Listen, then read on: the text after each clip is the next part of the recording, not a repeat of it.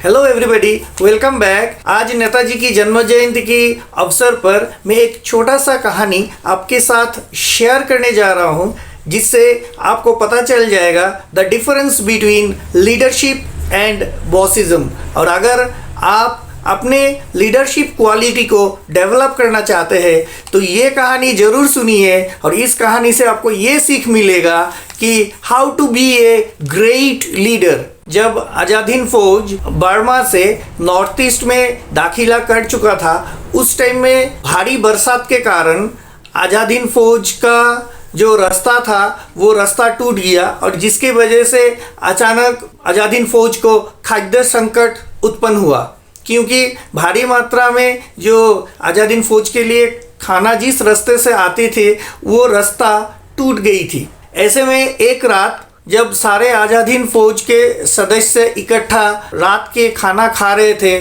नेताजी के साथ, उस टाइम में नेताजी ने गौर किया कि नेताजी के हर एक सतीर्थ जो आज़ाद हिंद फौज के थे उनके थाल में एक एक रोटी दिया गया था, और नेताजी के थाली पर था 3 रोटी। तो इस वजह से नेताजी ने जो खाना बनाया था उन रसोई को उनको बुलाया और पूछा कि ऐसा भेदभाव क्यों। तो रसोई ने कहा कि जितना खाना मौजूद है उससे सारे सैनिकों को 1 रोटी ही दिया जा सकता है। तो नेताजी ने पूछा कि फिर मुझे क्यों 3 रोटी दिया गया। तो रसोई ने कहा कि सर, आप हमारे बॉस हैं, इसलिए आपको 3 रोटी दिया गया। नेताजी ने इस बात पर कहा कि अगर मेरे सारे सतीर्थ 1 रोटी खा रहे हैं तो मुझे भी 1 ही रोटी दिया कीजिए, क्योंकि हम एक टीम है और हम इकट्ठा भारत को स्वाधीन करने जा रहे हैं। तो हमारे जो स्वाधीन भारत है उसमें कोई बॉसिज्म नहीं चलेगा,